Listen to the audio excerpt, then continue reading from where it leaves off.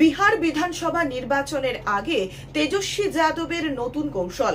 যাদব ও কুশওয়াহা সম্প্রদায়ের মধ্যে ঐক্য গড়তে চান তেজস্বী। MY মুসলিম যাদব কুশওয়াহা জোট তৈরির পরিকল্পনা। আরজেডির ভাবনায় পরিবর্তন, কুশওয়াহা সম্প্রদায়ের জন্য বিশেষ নজর। কুশওয়াহা নেতা জগদেব প্রসাদকে ভারতরত্ন দেওয়ার দাবি। বিহারের রাজনীতিতে জাতপাত খুব গুরুত্বপূর্ণ হয় ভোটের ময়দানে।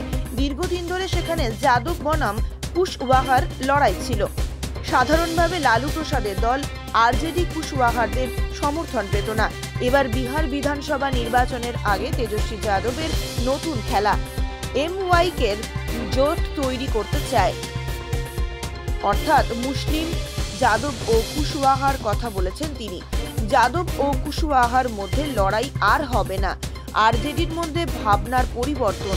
এর আগে দেখা যায় গত লোকসভা ভোটে লালু প্রসাদ যাদব কুশওয়াহা সমাজ থেকে প্রার্থী হয়েছিলেন, তাতেই সাফল্য এসেছিল।